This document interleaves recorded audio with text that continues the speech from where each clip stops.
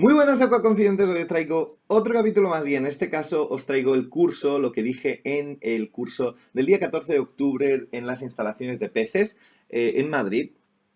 El curso que trata sobre la génesis, la vida y la muerte de los acuarios. Espero que os guste. ¿Por qué estamos aquí? Esa es una gran pregunta. ¿Por qué estáis vosotros aquí conmigo ahora? ¿Para aprender? ¿Para encontrar nuevas ideas? ¿Para conocerme? ¿Estáis aquí porque no tenéis nada mejor que hacer hoy sábado? Porque valoráis lo que pienso, porque este curso es gratis. Existen muchas razones por las cuales la gente suele venir a cursos como este, pero voy a daros mis razones, voy a daros las mías, de por qué he viajado desde Barcelona para estar aquí hoy con vosotros.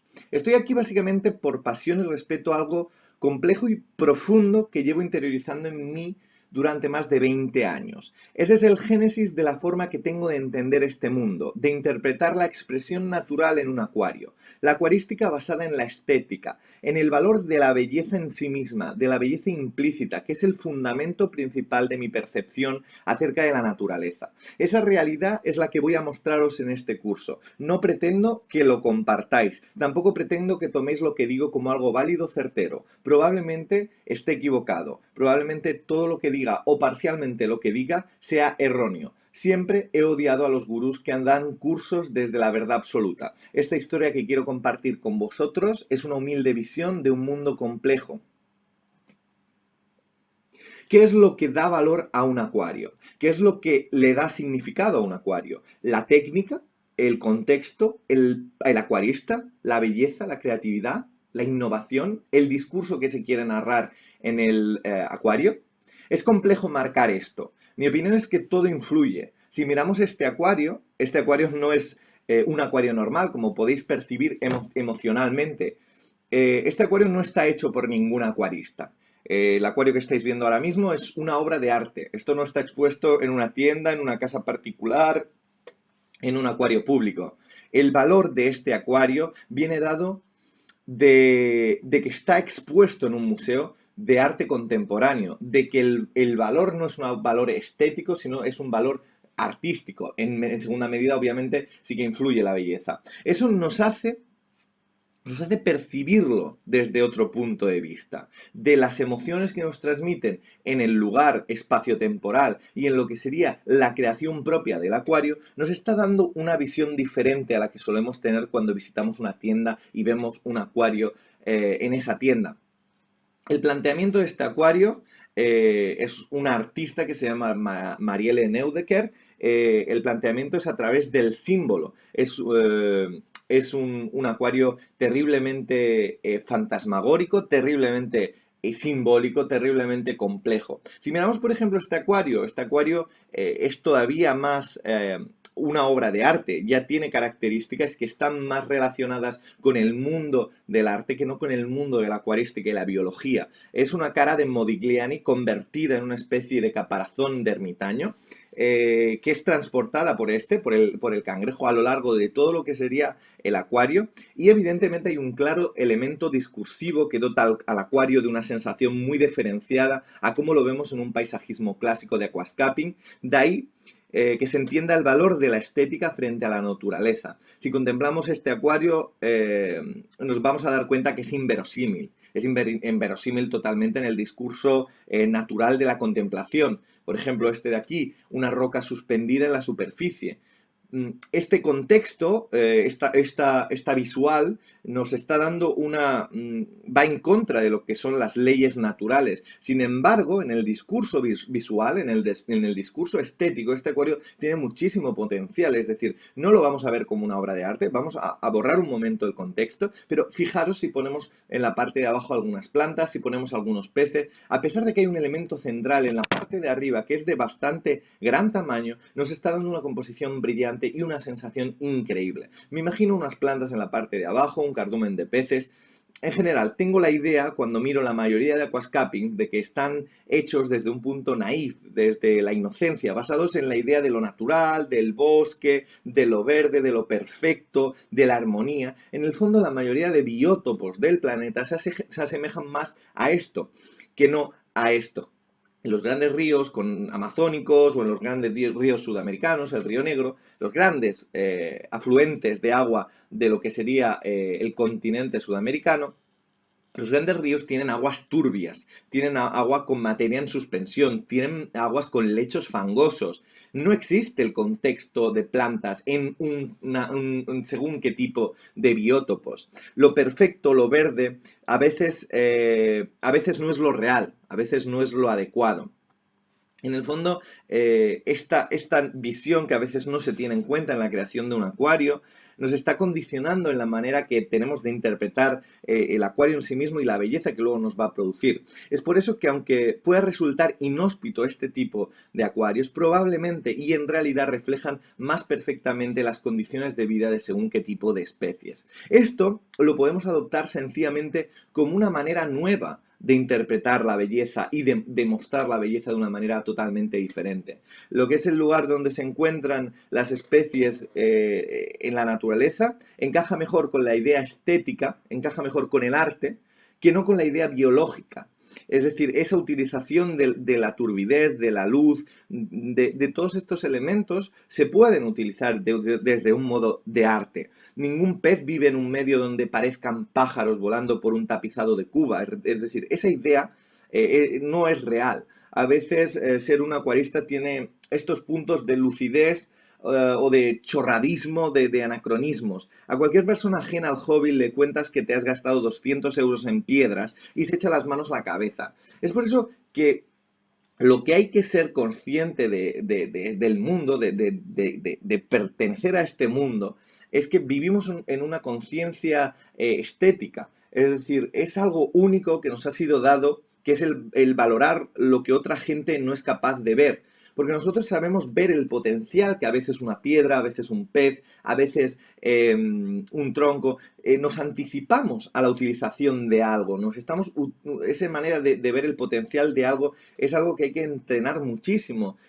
Una piedra, un tronco, la capacidad de juntar, de integrarlo en el espacio junto a otros elementos. Eso es algo mágico y es algo que te permite ver más allá de lo que es el propio elemento.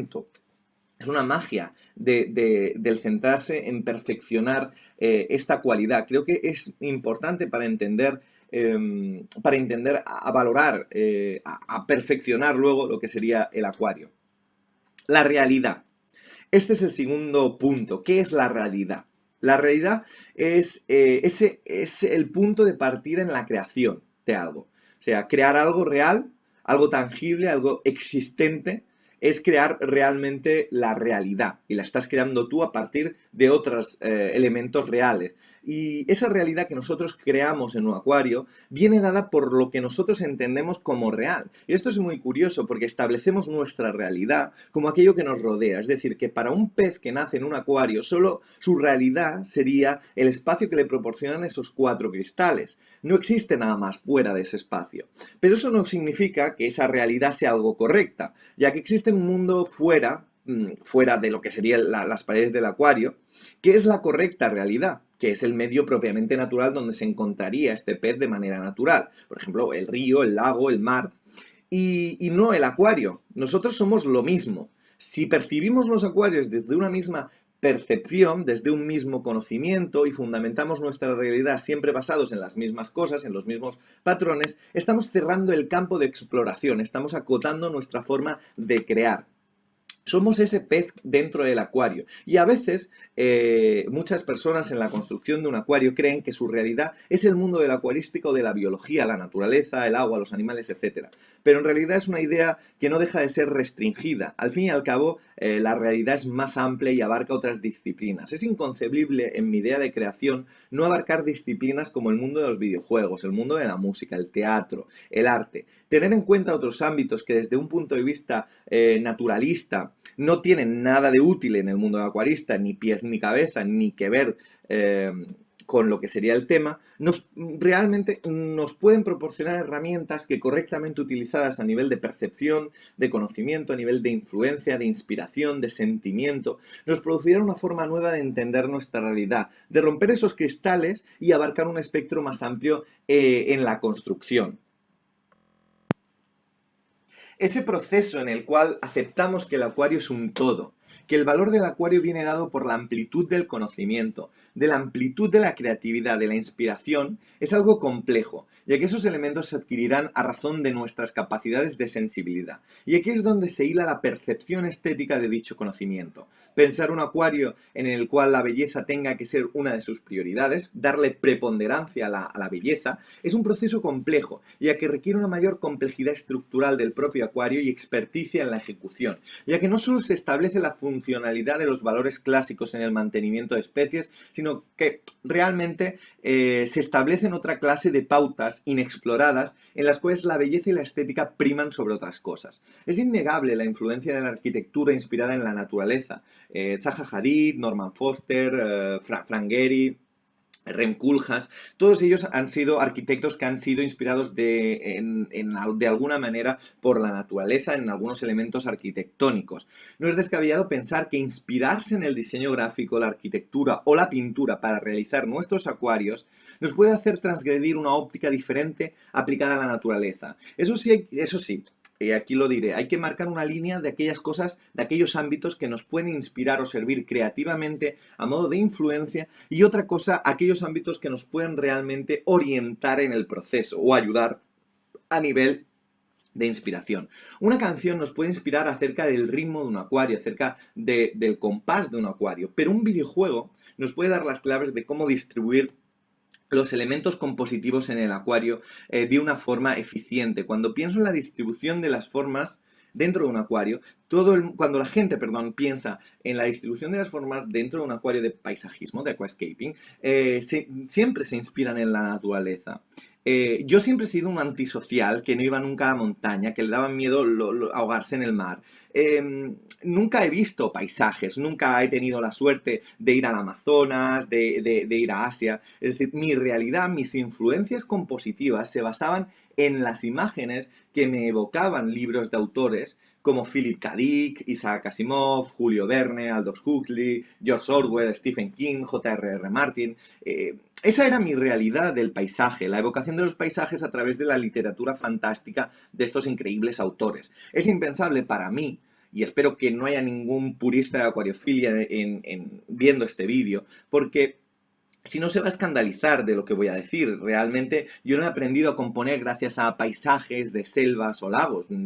Yo pocas veces he estado en una selva, pero básicamente porque no era mi interés. Yo he aprendido a componer gracias a que de pequeño básicamente me metía unas soberanas viciadas a videojuegos y sobre todo juegos de plataforma, que era lo que a mí me atraía, como por ejemplo el Crash Bandicoot, Alice Madness Returns, el Mario Bros. Todos estos videojuegos que tienen plataformas que me habían dado de forma inconsciente una percepción de espacio que a día de hoy uso para ser eficiente en la distribución de los elementos visuales de la composición acuática. Es decir, no hay un camino correcto, las influencias son influencias, vienen de muchos sitios. Si nunca hemos estado en una selva, realmente no vamos a poder percibir la emoción que nos produce estar en esa selva. Por lo tanto, a la hora de realizar un acuario, esa percepción no va a ser exacta, porque no hemos sentido nada, porque la selva la hemos mirado en Google. Entonces, ahí es donde quiero llegar. No nos sirve de nada a veces interpretar según qué tipo de fotografías como emocionales, si no hemos estado allí. Por lo tanto, no tiene sentido recrear un paisajismo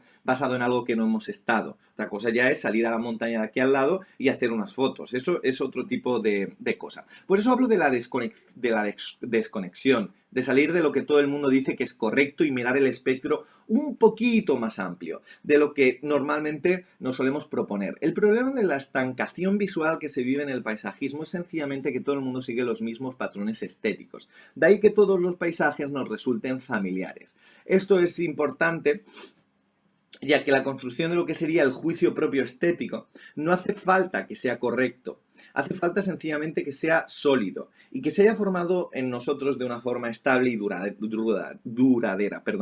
Eso es lo que da carácter a la obra a día de hoy. En general tenemos múltiples herramientas reales e intelectuales como para poder romper esas barreras de juicio y crear en general cosas que asombren, cosas que sean realmente arte.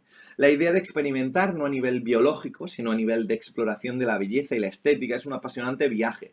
Es algo que que si olvidamos por un segundo la biología, que obviamente tendrá que ser uno de los pilares, pero si nos centramos en el viaje del aprendizaje estético, eso nos puede resultar y nos puede ayudar a ver realmente de lo que somos capaces de lograr. Y no estoy hablando de intelectualismos ni cosas complejas. Desde la humildad de pensamiento se puede llegar a razonamientos estéticos complejos que luego nos impacten a nivel visual. Solo hace falta esfuerzo, disciplina y básicamente tiempo para poder realizarlo. Por eso os comentaba que cuando miréis cualquier vídeo, asistáis a cualquier workshop o veáis a cualquier charla de algún gurú y ese gurú os explique de una forma muy convincente algo, no lo toméis como algo 100% a aplicar. Ni siquiera en los vídeos de YouTube, sino más bien como una pequeña gota que os puede permitir ejecutar un pensamiento sólido junto a todas las otras gotitas de que habéis visto, habéis leído y habéis estado, de lo que sería vuestro propio juicio y vuestra propia conciencia. Embeberse básicamente en conocimiento es la clave para crear buenos acuarios.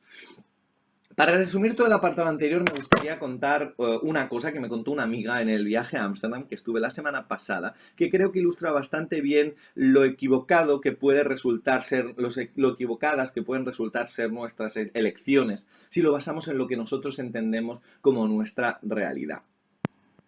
Mi amiga me comentó que en su pueblo había un mercado típico con diferentes paraditas en los cuales, pues en su pueblo, pues la gente llevaba sus productos personales para vender, ya sea alimenticio, ya sea de ropa, etcétera, etcétera, etcétera. Pues bien, había una de las paradas que era una mujer que lo que vendía era huevos, básicamente huevos de gallina, en el cual pues tenía una separación en la cual habían unos huevos en la parte de arriba y otros huevos en la parte de abajo. Los huevos de la parte de arriba eran los típicos huevos perfectos, súper redondos, blancos, sin ningún tipo de impureza. Eran huevos perfectos. Y los huevos de abajo, de la parte inferior, eran huevos deformes, o sea, no de diferente tamaño, unos más grandes, unos más pequeños, sucios de porquería de las gallinas, eran unos huevos que tenían colores diferentes en la cáscara, eran huevos amorfos.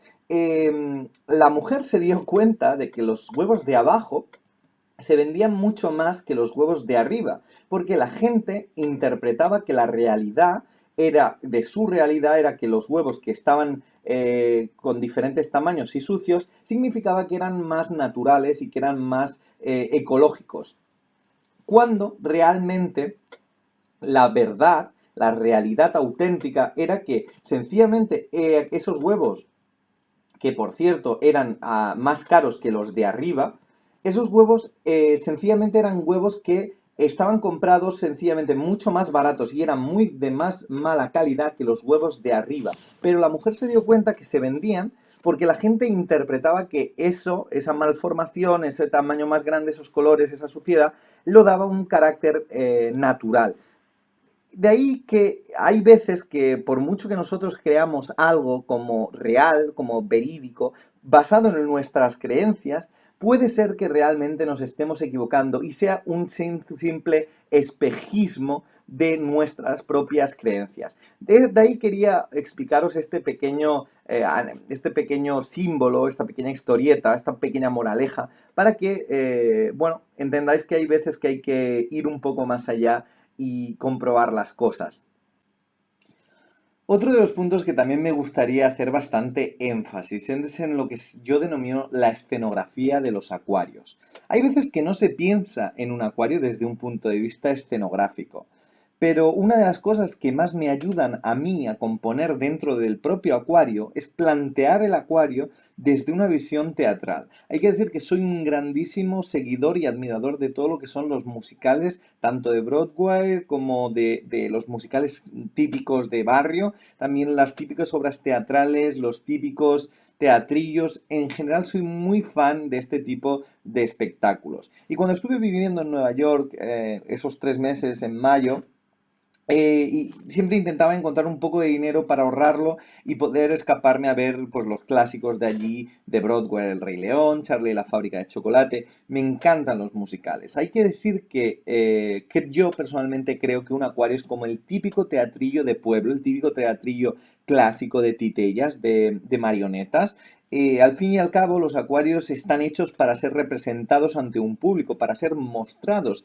Eh, y hay que decir también que básicamente pensar el acuario como si por la mañana siguiente al montaje deberían encenderse las luces y empezar una función, una obra de teatro, nos puede facilitar un punto que a lo mejor nos pueden ayudar a centrarnos en algunas partes que desde otra perspectiva probablemente ni siquiera nos lo hubiésemos planteado. Al fin y al cabo, el acuarista es un director creativo de un proyecto teatral, es el creador de la construcción del escenario para que la naturaleza actúe. Si lo planteamos desde esta visión, como os comentaba antes, veremos como los elementos del dinamismo, que a veces están perjudicados desde un punto de vista biológico, cobrarán fuerza y nos centraremos en esos elementos que son claves para que realmente cuando vemos un acuario nos esté pareciendo una sinfonía armoniosa. A veces pensamos tanto en el paisajismo desde un punto de vista natural y estático que no hilamos bien la historia de los elementos en movimiento.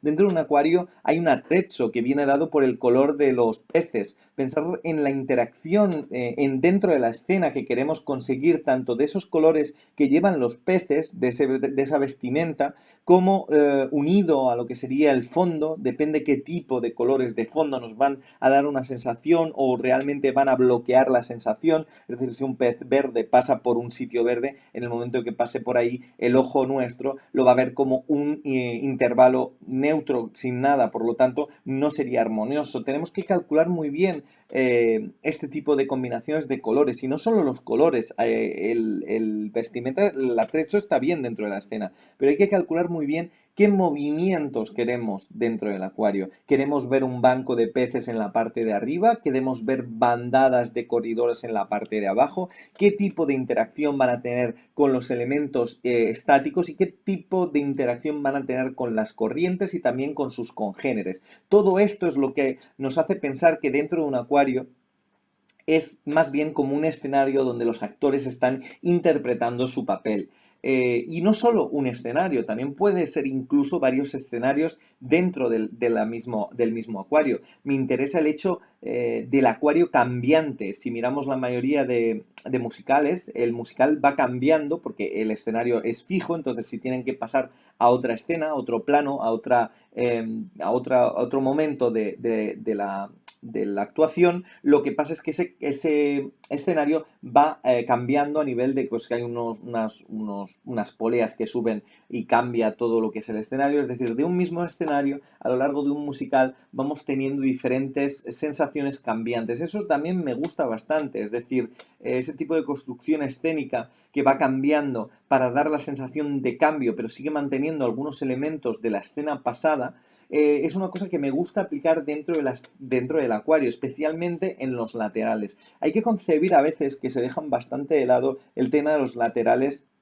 en el tema de los acuarios. Los laterales tienen que estar en composición con el plano central. Hay que decir que muchas veces, si lo tenemos el acuario dentro de una sala, muchas veces el acuario no lo vemos desde el frontal. Por lo tanto, plantearlo primariamente y totalmente, únicamente desde el plano frontal, es un error, porque hay veces que si no hilamos bien los laterales, quedan bastante disonantes en comparación con el frontal. De ahí que hacía mención a esta curiosidad del mundo de la escenografía, del mundo de los teatros, del mundo de los musicales, porque eso también nos puede ayudar a encontrar algunos elementos que bien hilados en los laterales nos puedan dar continuidad visual al plano frontal. No siempre nos vamos a basar en las leyes del punto de fuga. El punto de fuga está muy bien para paisajismo, pero hay veces que depende qué tipo de composición final queramos crear, no siempre es necesario hacer la típica rampa y la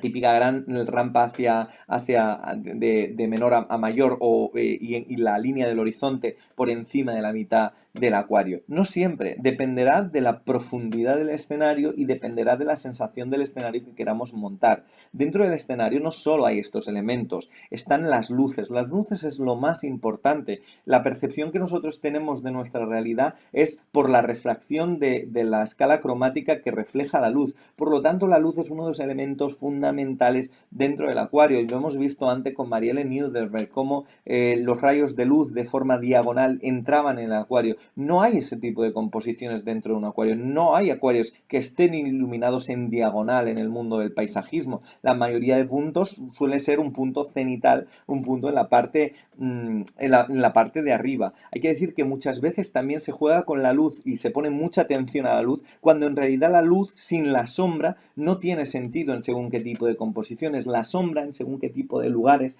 y en según qué tipo de combinaciones nos puede realmente dar una sensación u otra. Es por eso que también hay que jugar con las sombras, luces y evidentemente sombras. Y algo que me gustaría poner de manifiesto es que a veces se hace tanto énfasis en lo que sería la luz para cuidar a las plantas, 6500, 8500 Kelvin más o menos, pero en realidad este tipo de espectros va muy bien para las plantas, pero en realidad no beneficia los colores reales de lo que sería toda la escenografía, de lo que sería toda la composición y los elementos. La luz es primordial, por lo tanto también tenemos que encontrar el espectro correcto para sacar el máximo partido de los elementos naturales. Esto también es un tema que hay que priorizarlo, depende qué tipo de acuarios, no necesitan grandes iluminaciones, es decir, depende qué tipo de plantas, se pueden más bien utilizar unas intensidades de luces más tirando a blancas y azules,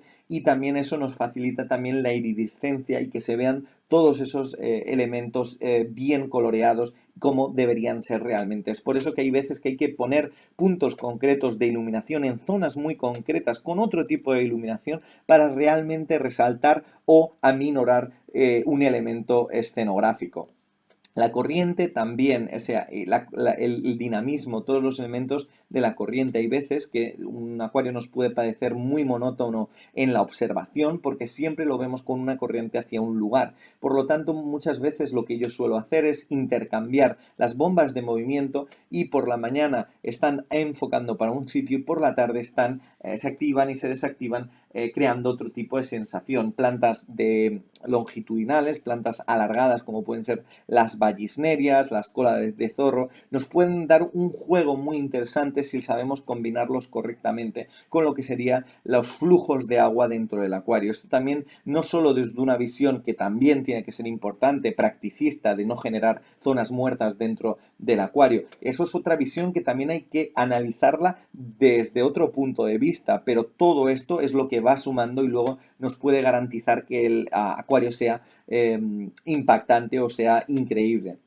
Os recomendaría como consejo ir a lo práctico, es decir, no os compliquéis, diseñad acuarios para ojos inexpertos. La mayoría de acuarios, la mayoría de personas que van a ver la mayoría de vuestros acuarios son personas inexpertas a nivel visual o que no, ni siquiera conocen los conceptos del mundo del acuarismo. Por lo tanto, no hace falta elaborar grandes teorías visuales dentro de un acuario. Hay que ser muy rígido, muy estricto en referencia según qué tipo de cosas y saber muy bien qué se está haciendo, pero no elaboréis grandes teorías visuales ni compositivas. La vista, al fin y al cabo, es uno de los sentidos, por no decir el que más imperfecto, es el más imperfecto. La vista es la que más engaña. Por lo tanto, eso es una ventaja dentro de la composición y saber esto y elaborar un acuario sin demasiadas florituras visuales realmente nos puede dar también otra de las claves para generar un buen acuario.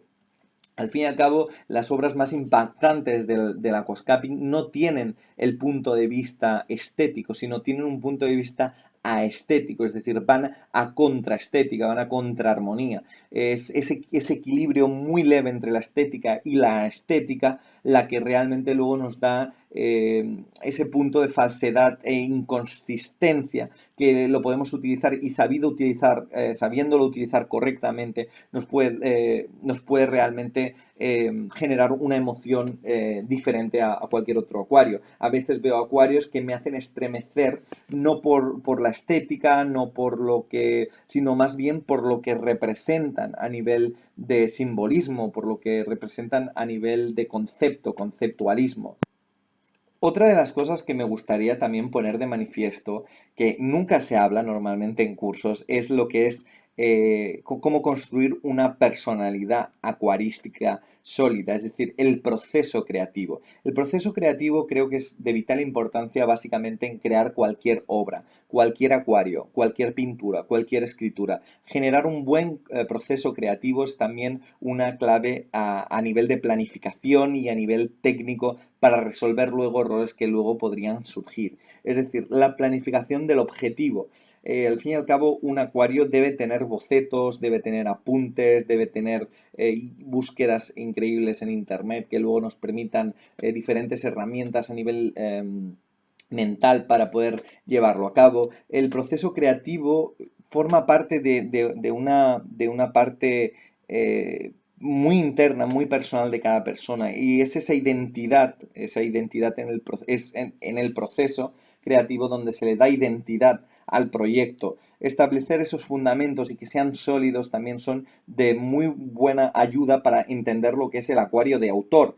Si miramos a Takashi Amano, básicamente es un acuario muy personal, es un acuario muy intimista, es muy de él, es muy diferente. Hay que ir también con mucho cuidado con la construcción de lo que sería la estética que comentábamos en el apartado anterior. ¿Por qué en la composición del Iwagumi se utilizan las 5 piedras? Ya sabéis, el Oyaishi, el Fukuishi, el Suteishi, el Soishi. ¿Por qué se utilizan el 5? El 5 es un número imperfecto, es un número en el cual es disonante, es aestético. La utilización de la disonancia, hay veces que si tenemos dos elementos dentro de una composición a nivel uno a cada lado, dos elementos, el ojo lo percibe como algo muy monótono, como algo muy simétrico, como algo demasiado correcto como para que la naturaleza tiene un punto absoluto de imperfección. Es decir, el concepto de la línea, el concepto recto, no tiene cabida dentro de la naturaleza, no existe en el planeta ni en ninguna otra parte del universo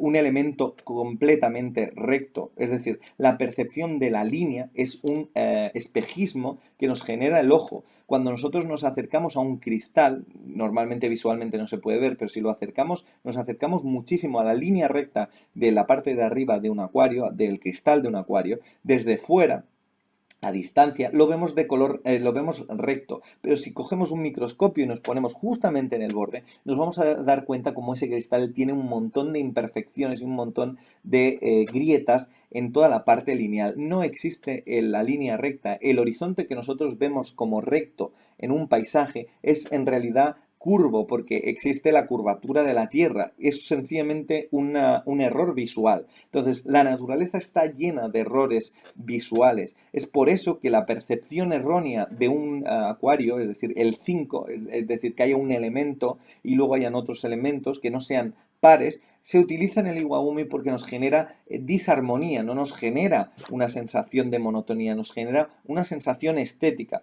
Y eso es muy importante también de entender, porque si entendemos que la aestética aplicada a la naturaleza es lo correcto, ya que la naturaleza es imperfecta, al fin y al cabo, cuando nosotros estamos construyendo lo que sería un acuario, realmente si lo estamos basando en lo que sería un paisaje, en aquascaping básicamente, realmente no estamos recreando correctamente las texturas y no estamos recreando correctamente los colores, básicamente porque en un paisaje a la distancia no sabemos exactamente qué textura tienen los árboles o qué textura tienen las piedras y tampoco podemos percibir correctamente los colores que se encuentran en esos árboles, ya que los estamos visualizando como muy lejos y las tonalidades de verde están muy distorsionadas y lo único que vemos es una masa verde en el caso de, por ejemplo, de los árboles. Yo recomendaría que para el proceso de la personalidad acuarística y el proceso creativo construyáis una idea de vosotros mismos como un avatar, es decir, pensar en vosotros mismos de una forma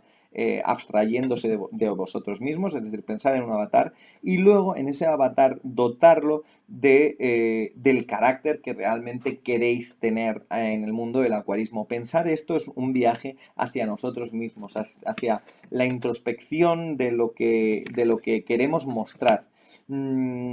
Es un viaje bastante interesante a nivel de conocerse a uno mismo. Es de vital importancia. Sobre todo en ese proceso, no importa escuchar música, leer libros, mirar muchas fotografías, ya sea en Tumblr, en Pinterest, en Instagram, mirar un montón de cosas. Es todo ese proceso el que luego nos va a dar las claves para poder elaborar o influenciarte o tener buenas ideas a la hora de realizar un proyecto. Al fin y al cabo, nadie crea algo de la nada. Siempre hay una influencia, siempre hay una inspiración, siempre hay algo que nos está dotando a nosotros mismos de un cierto valor para poder llevar un proyecto a cabo. Básicamente esa es la base de la personalidad acuarística, basarse en vuestras propias convicciones, en vuestros propios conocimientos y luego a partir de ahí construir lo visual para aprendiendo de lo que sería el buen gusto.